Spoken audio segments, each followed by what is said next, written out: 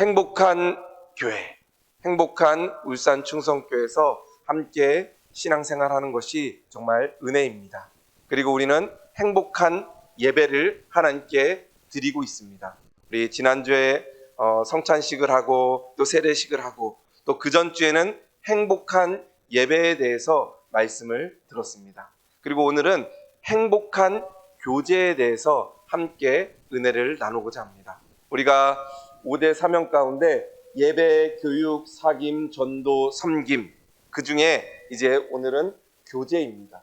서로 사귐이 있는 교제가 되기를 원하는 마음. 그래서 그 사귐 가운데 하나님의 은혜가 우리 울산 충성교회 가운데 있기를 주님의 이름으로 축복드립니다. 해바라기와 나팔꽃은 서로 공생하면서 자라납니다. 뭐 다 그렇진 않지만 해바라기가 있는 곳에 나팔꽃이 많이 있는 경우가 있습니다. 그래서 높이 올라가는 그 해바라기를 타고 넝쿨식물처럼 그 나팔꽃이 그 해바라기를 감싸면서 나팔꽃도 자라나게 됩니다. 이 초등학교 교과서에 실렸던 해바라기와 나팔꽃 이야기를 어느 목사님이 조금 각색했던 그런 이야기를 먼저 들려드리도록 하겠습니다. 담장 아래 어느 꽃밭에 해바라기 형제가 살고 있었습니다. 두 형제는 자기들의 이상인 햇님을 향해서 뻗어가고 있었고 서로 누가 키가 더 큰지 더 크게 자라날 것인지 경쟁을 하고 있었습니다. 때로는 담장 너머의 세계에 대해서 서로 재미있는 이야기를 나누기도 했습니다. 그러던 어느 날 두 해바라기 형제 발밑에 한 손님이 찾아왔습니다. 기댈 곳을 찾아 이 두 형제 사이를 기웃거리던 나팔꽃이었습니다. 나팔꽃이 먼저 작은 해바라기에게 부탁을 합니다. 작은 해바라기님, 저는 혼자서는 설 수 없습니다. 저는 누군가를 의지하고 자라나야만 꽃을 피울 수 있답니다.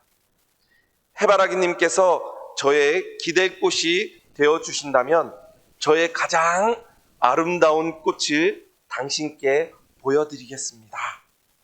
이 말을 들은 작은 해바라기는 버럭 성질을 냈습니다. 뭐라고? 나는 너처럼 거추장스러운 존재는 딱 질색이야. 나는 누군가가 내 몸에 와닿는 것조차 싫어한다고. 그런데 너는 나를 칭칭 감고서 나를 올가매고 올라갈 것 아니야. 나는 저기 하늘에 보이는 저 햇님을 향해 그저 커나가는 것이 나에게 있어서는 가장 큰 목표라고. 그러니 다른 데 가서 알아보도록 해. 작은 해바라기의 그 가시 돋는 말에 나팔꽃은 잔뜩 주눅이 들었습니다. 그래서 하는 수 없이 나팔꽃은 옆에 있는 큰 해바라기에게 고개를 돌렸습니다. 무척이나 미안한 마음을 가지고 그 해바라기를 바라봅니다. 그런데 큰 해바라기는 발밑에 있는 그 나팔꽃에게 방긋 웃음을 지어 보였습니다. 큰 해바라기의 그 환한 미소에 힘을 얻고 나팔꽃은 용기를 내어 그 큰 해바라기에게 이야기를 합니다. 큰 해바라기님, 저는 혼자서는 일어설 수 없는 존재입니다. 저는 누군가에 기대야만 일어설 수 있습니다. 그리고 꽃을 피울 수 있습니다. 좀 거추장스럽고 좀 귀찮기는 하겠지만 큰 해바라기님이 제가 기댈 수 있는 그런 곳이 되어주면 어떨까요? 큰 해바라기님께서 허락만 해주신다면 저는 가장 아름다운 꽃을 큰 해바라기님에게 보여드리도록 하겠습니다. 그러자 큰 해바라기는 이렇게 말했습니다. 나팔꽃 아가씨, 걱정 마세요. 저는 아가씨의 버팀목이 되어드리겠습니다. 사실 햇님을 바라보며 남보다 더 크게 자라려고 경쟁하듯이 달려온 나의 삶에 각박하기만 했습니다. 아가씨와 함께 저 햇님을 향해 함께 여행을 하면 좋겠습니다. 어서 아가씨의 어린 그 줄기를 제 몸에 기대십시오. 제 몸에 약간의 거친 털이 있을 겁니다. 그런데 조심히 타고 올라온다면 못 오를 리 없습니다. 큰 해바라기에 허락을 받고 나팔꽃은 기쁨을 가지고 그 해바라기를 힘껏 안으며 감싸 올라갔습니다. 마침내 나팔꽃은 연분홍 나팔꽃을 가득 피웠고 바깥 세계의 아름다움을 구경할 수 있었습니다. 또한 나팔꽃의 아름다움으로 인해 큰 해바라기는 더 아름답고 우아해 보였습니다. 그런 어느 날 밤 거센 비바람이 몰아쳤습니다. 그 비바람은 세상의 모든 것을 다 쓸어갈 것처럼 거센 그러한 폭풍이었습니다. 밤새도록 불던 그 비바람이 잔잔해지고 그 다음날 아침이 찾아왔습니다. 나팔꽃은 부랴부랴 꽃을 피워 아침을 맞이했습니다. 그런데 나팔꽃은 작은 해바라기의 모습을 보고 깜짝 놀랐습니다. 왜냐하면 지난날 불었던 그 바람과 태풍 가운데 작은 해바라기의 목이 꺾인 채 흔들리고 있었기 때문입니다. 지난밤 그 큰 비바람을 견디지 못하고 목이 부러진 것이었습니다. 그러나 더 많은 바람을 맞은 큰 해바라기는 상처 하나 없이 든든하게 서 있었습니다. 그 거센 비바람을 이겨낼 수 있었던 것은 큰 해바라기를 꽁꽁 감싸고 있는 나팔꽃 덩굴이 있었기 때문입니다. 서로 의지하며 그 큰 비바람과 폭풍을 이겨낼 수 있었던 것입니다. 아침에 따사로운 햇님을 향해 큰 해바라기와 나팔꽃은 행복한 하루를 보내며 행복하게 평생을 살았다는 이야기입니다. 동화이지만 또 초등학교에 실리는 그런 이야기이지만 뭔가 우리들 마음속에 감동을 주는 그러한 이야기입니다. 이 세상은 혼자 살 수 없는 세상입니다. 혼자 살아가면 더 잘 살 수 있고 혼자 살아가면 더 행복할 수 있을 것처럼 생각하지만 이 세상은 그러지 않습니다. 누군가와는 함께 할 때 더 행복할 수 있고 그 행복을 더 오래 유지할 수 있습니다. 그래서 우리는 사랑하는 사람과 결혼을 하고 또 사랑하는 가족들과 함께 살며 또 이렇게 함께 좋은 행복한 교회에서 함께 신앙생활을 하는 것입니다. 그것이 바로 오늘 말씀하신 보라 형제가 연합하여 동거함이 어찌 그리 선하고 아름다운고 하는 그러한 하나님의 말씀입니다. 오늘 읽었던 오늘 이 말씀을 드렸던 그 해바라기와 나팔꽃이 바로 오늘 읽은 본문 말씀과도 거의 비슷한 그러한 말씀의 그러한 이야기입니다. 오늘 시편 133편은 다윗이 지었던 그러한 시입니다. 그리고 성전에 올라가는 노래로서 이 시를 다윗이 찬양했습니다. 다윗은 왕이 되기 전에 나라가 분열되고 서로 싸우고 힘들어하는 그러한 환경 가운데 있었습니다. 서로 시기하며 서로 죽이며 같은 나라이지만 서로 싸우는 그런 일들을 겪었습니다. 그토록 힘들고 어려운 시간을 보내면서 다윗은 하나 되는 것이 하나님이 원하시는 뜻이구나라는 것을 깨닫게 되었습니다. 그리고 이스라엘 모든 백성들에게 나중에 왕이 되어서 통일 왕국을 이루고 그 모든 백성들에게 오늘 이 시편 133편을 낭독한 것입니다. 이 시편으로 하나님을 찬양한 것입니다. 온 백성들이 온 성도들이 함께 찬양하며 하나가 되는 그 모습을 다윗은 가장 아름다운 모습으로 이야기를 하고 있습니다. 오늘 다윗은 어찌 그리 아름다운지 그 하나님을 찬양하고 있습니다. 얼마나 선한지 보라라고 이야기합니다. 예루살렘 성전으로 오르는 그 모든 백성들을 향해서 하나 되는 마음으로 하나님 앞에 함께 예배드리는 것이 어찌 그리 선하고 아름다운지 하나님을 찬양하고 있습니다. 연합하고 함께하는 것, 그것이 바로 가장 아름다운 것이다 라고 찬양하고 있는 것입니다. 아름다운 것도 좋은데 선하기도 합니다. 선한 것도 좋은데 아름답습니다. 그것이 바로 금상첨화입니다. 하나님 그 한 분만으로 만족하며 하나가 되는 모습, 그것이 바로 하나님을 찬양하며 하나님과 함께 사귀는, 교제하는 그러한 모습입니다. 오늘 이 말씀 가운데 어떻게 하면 선하고 아름다운 모습이 될 수 있는지 오늘 본문 말씀 가운데 세 가지를 살펴보려고 합니다. 먼저 첫 번째, 선하고 아름다운 모습은 하나 되는 그러한 모습입니다. 대한민국 독립운동가이자 한글 학자인 외솔 최연배 선생님이 있습니다. 우리 교회하고 가까운 곳에 한 300m 위쪽으로 올라가면 외솔 최연배 선생님의 기념관이 있습니다. 저도 설교를 준비하면서 한번 다녀왔는데 나라를 사랑하고 또 한글을 사랑하고 또 우리나라 백성을 사랑했던 그 마음이 우리 최연배 선생님에게 있었던 것 같습니다. 어느 날 최연배 선생님이 제자를 데리고 모자를 같이 사러 가자 이야기를 했다고 합니다. 원래는 부탁을 잘 안 하는 그러한 성격의 선생님인데 제자에게 같이 모자를 사러 가자고 부탁을 하니까 이 제자가 의아해했습니다.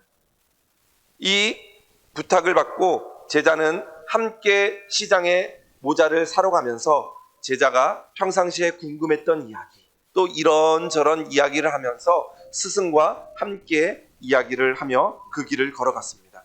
몇 시간 동안 시장을 돌면서 서로 이야기하면서 모자를 고르기 시작했습니다. 평상시에 시간을 돈보다도 더 중요하게 여기는 그러한 선생님인 것을 알았기 때문에 이 제자는 이 선생님이 하는 행동들을 이해할 수 없었습니다. 걸어가면서 많은 시간을 보내고 또 모자를 고르면서 많은 시간을 보내게 되었습니다. 그러자 몇 시간 동안 모자를 골랐던 이 스승님은 허름한 모잣집에 들어갔습니다. 그리고 오랜 시간 끝에 결정한 그 가게에서 가장 허름했던 그러한 비싼 모자를 사게 됩니다. 왜 몇 시간 동안 고르고 골라서 가장 볼품없는 가게에서 그 모자를 사게 됐는지 이 제자는 궁금했습니다. 그래서 오는 길에 이 스승님에게 물어봅니다.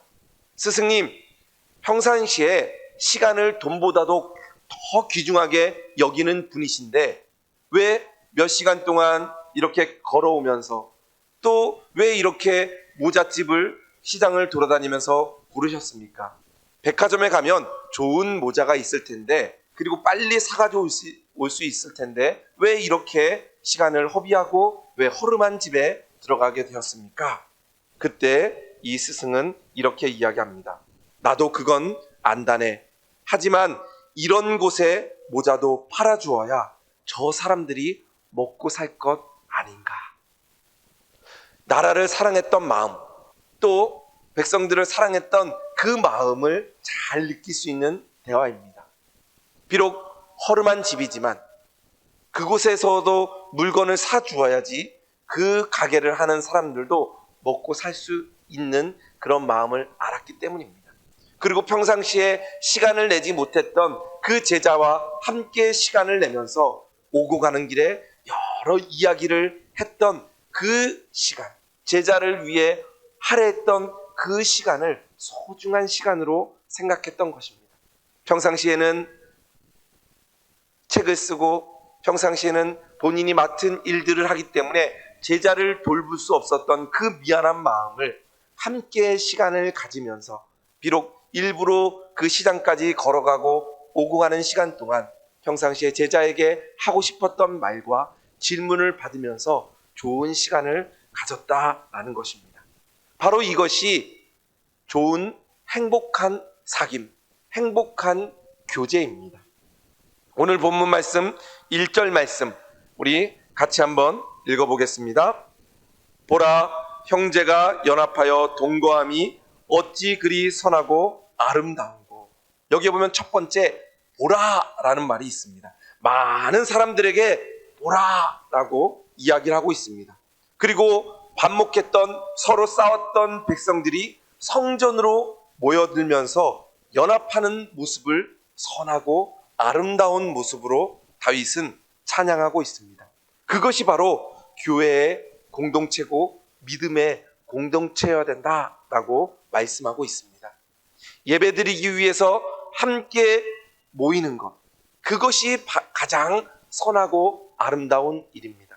일주일 동안 세상에 나가서 살다가 힘들고 어려운 그런 모든 문제들을 뒤로하고 오늘 함께 우리 울산 충성교회 성도들이 함께 모여 예배드리는 것, 그것이 하나님 보시기에 가장 선하고 아름다운 모습일 줄로 믿습니다. 함께 사귀며 하나님께 예배하고 함께 밥 먹고 함께 교제하는 것, 힘든 일은 없었는지 또 어려운 일은 없었는지 어디 아프지는 않는지 서로 돌보는 모습, 그것이 바로 아름다운 사귐과 교제입니다.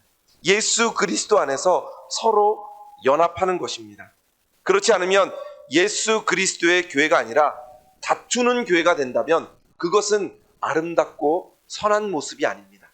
하나 되는 모습, 힘들고 어려운 일은 있지만 그 모든 일들을 하나된 마음으로 이겨내는 것, 그것이 바로 하나님 보시기에 아름답고 선한 모습입니다.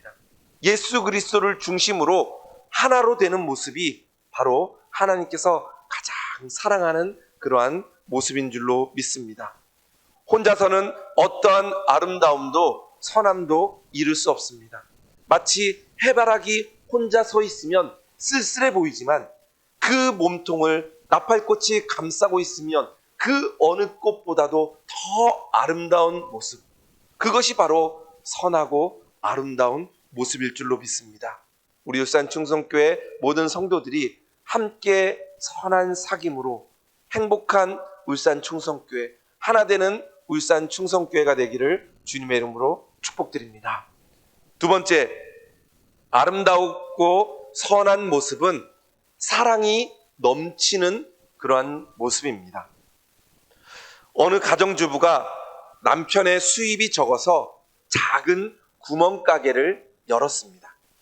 그는 정직하고 친절하여서 동네 모든 사람들에게 좋은 소문이 퍼졌고 그 가게는 손님이 많아졌습니다. 나중에는 물건이 딸릴 정도였습니다. 그래서 트럭으로 물건을 사와서 하루 종일 그 물건을 팔 지경이 되었습니다. 그러던 어느 날 퇴근한 남편이 바쁘게 물건을 팔고 있는 그 아내에게 이렇게 이야기했습니다. 우리 동네 다른 모든 가게들은 손님이 없어서 문을 닫을 지경이 되었는데 우리 가게는 장사가 잘 되어 너무나 기쁘다는 그러한 이야기였습니다. 이 말을 들은 부인은 깨닫는 것이 있었습니다.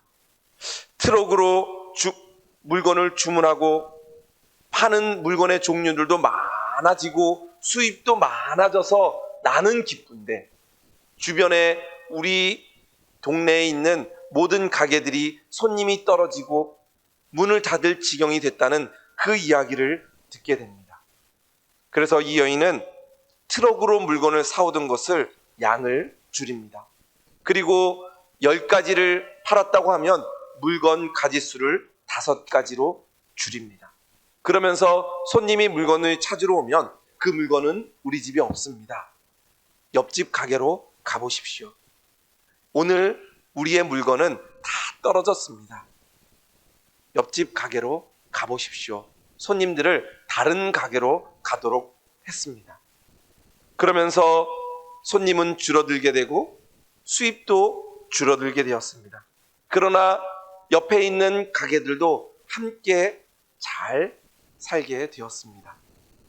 그 여인은 일하던 시간을 평상시에 좋아했던 책을 읽는 시간으로 가졌습니다.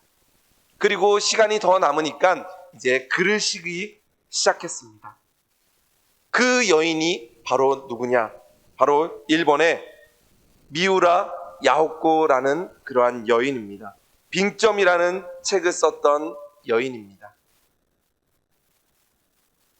수입이 많지 않아서 가게를 열고 그 가게가 장사가 잘 되었지만 다른 사람을 위해서 물건을 줄이고 손님을 다른 곳으로 보내고 그 남는 시간에 책을 읽고 또 남는 시간에 글을 써서 아주 유명한 그러한 빙점이라는 책을 결국에는 쓰게 되었다라는 것입니다.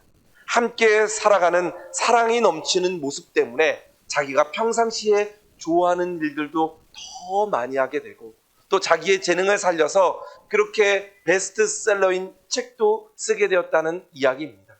만약에 이 여인이 다른 가게를 생각하지 않고 내가 장사를 잘하고 돈 버는 것에만 신경 썼다면 이렇게 훌륭한 책을 쓰지는 못했을 것입니다.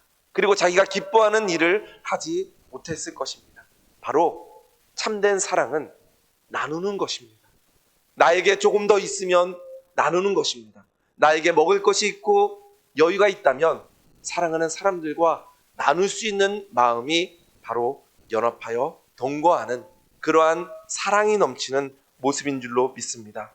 오늘 본문 말씀 2절 말씀 우리 다 같이 함께 읽겠습니다. 머리에 있는 보배로운 기름이 수염 곧 아론의 수염에 흘러서 그의 옷깃까지 내림 같고, 여기에 보면 머리에 있는 보배로운 기름이 수염을 타고 내려옵니다. 그리고 그 수염을 타고 왔던 그 기름이 옷깃까지 흘러가서 모든 사람들에게 넘쳐가는 그러한 은혜를 이야기하고 있습니다. 나만 은혜를 받는 것이 아니라 그 은혜가 다른 사람에게 흘러가고 결국에는 모든 사람에게 흘러내려가는 것, 그것이 바로 행복한 교제이고 행복한 사귐입니다. 그러한 흘러가는 은혜가 우리 모든 성도들에게 있기를 주님의 이름으로 축복드립니다. 나만 받고 흘려보내지 않으면 마치 죽은 바다와 같은 사해 바다와 같은 그러한 것이 됩니다. 그러나 흘러보내면 더 깨끗한 물로 하나님께 귀하게 쓰임받게 될 줄로 믿습니다. 그것이 바로 하나님께 받은 은혜를 나누어주는 사랑하는 그러한 모습입니다. 함께 살아가는 우리 성도들이 함께 나누는 그러한 성도들 되기를 주님의 이름으로 축복드립니다. 마지막 세 번째는 선하고 아름다운 모습은 생명을 살리는 것입니다. 남편이 없이 홀로 아이를 키우는 한 여인이 있었습니다. 수입이 없어서 아이를 먹일 젖도 없었습니다. 그래서 분유를 사러 10,000원짜리 한 장 들고 가게로 갑니다. 그런데 분유값을 보니까 16,000원이었습니다. 10,000원밖에 없어서 결국에는 그 분유를 내려놓고 쓸쓸히 그 가게를 나오려고 합니다. 그랬던 그 가게 주인이 이 여인이 10,000원짜리 한 장 들고 있고 16,000원짜리 분유를 살려다가 가격이 너무 높아서 사지 못하고 내려놓는 모습을 보고 이 가게 주인이 분유 앞으로 갑니다. 그리고 그 분유통을 땅바닥에 떨어뜨립니다. 그리고 이 여인에게 이야기합니다. 이 찌그러진 분유는 반값입니다. 8,000원만 내면 이 분유를 살 수 있습니다.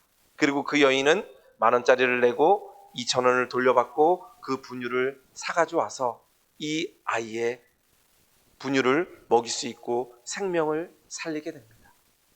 극단적인 예이지만 이런 모습이 하나님을 믿는 우리의 모습이 돼야 되지 않을까 생각됩니다. 16,000원을 받아야지 내가 잘 되고 내가 돈을 벌 수 있지만 힘들고 어려운 사람들을 위해 기꺼이 나눌 수 있는 생명을 살리는 일에 기꺼이 그 나의 모든 헌신을 하는 그 마음, 그 마음이 바로 생명을 살리는 마음입니다. 나 혼자 믿음 생활하고 나 혼자 예수님 믿으면 더 은혜 받고 더 빨리 갈 수 있을 것처럼 생각하지만 그것이 아닙니다. 옆을 돌아보고 나의 이웃을 돌아보며 아직 구원의 기쁨을 모르는 그 생명을 얻지 못한 자들에게 함께 살아가는 것, 그것이 바로 선하고 아름다운 모습일 줄로 믿습니다. 오늘 본문 3절 말씀 같이 읽겠습니다. 헐몬의 이슬이 시온의 산들에 내림 같도다. 거기서 여호와께서 복을 명령하셨나니 곧 영생이로다. 아멘. 여기에 보면 헐몬산이 나옵니다.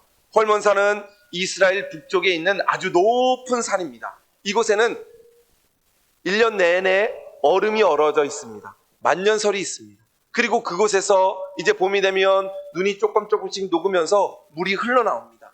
또 기온차 때문에 이슬이 생기고 그 이슬이 시온까지 덮게 됩니다.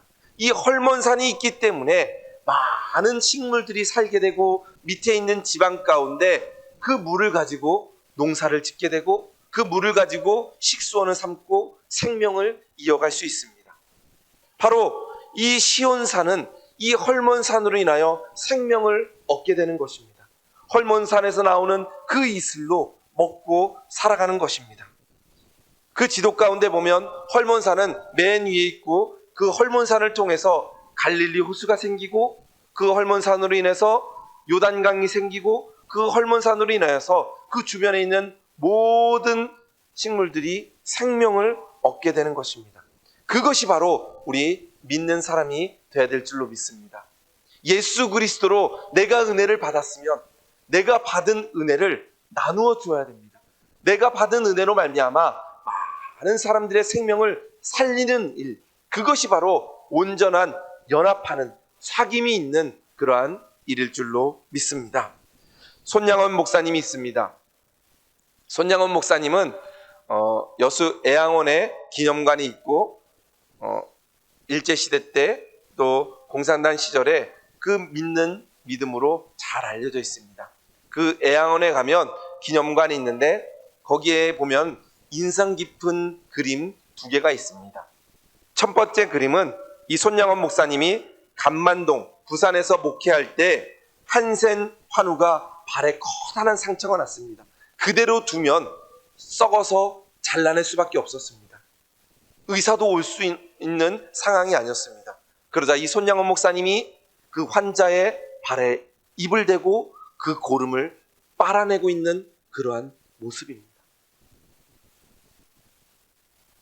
고름을 입으로 빨아내는 그러한 생명을 살리는 모습, 그 모습이 손양원 목사님의 하나님께 받은 사랑의 모습입니다. 그리고 또 한 가지 모습은 여순 반란 사건 때 2 아들을 죽인 안재선을 용서하고 있는 그림입니다. 한쪽 편에는 아들이 죽은 것을 슬퍼하고 있는 그 부모님의 모습이 있고 한쪽 편에는 그 아들을 죽였던 안재선이라는 사람을 용서하는 마음입니다. 비록 2 아들은 죽었지만 새로운 생명을 살리는 그러한 모습, 이 모습을 보면서 이것이 아름답고 선한 모습이 아닌가 생각하게 되었습니다. 그 나병 환자를 사랑하는 마음으로 그 고름에 있던 발을 입으로 빠는 것, 그것이 바로 생명을 살리는 모습이고 아들을 죽였던 그 사람을 양아들로 맞이하며 부둥켜 안는 그 모습, 그 모습이 바로 생명을 살리는 아름다운 모습입니다. 이러한 마음으로 생명을 살리는 우리 모든 성도들 되기를 주님의 이름으로 축복드립니다. 말씀을 정리합니다. 아름답고 선한 모습, 행복한 교제, 행복한 사귐은 하나 되는 것입니다. 그리고 사랑이 넘치며 나눠주는 것입니다. 그리고 생명을 살리는 것이 바로 행복한 교제이고 행복한 사귐입니다. 우리 울산 충성교회가 이런 교제와 이런 사귐이 있기를 주님의 이름으로 축복드립니다.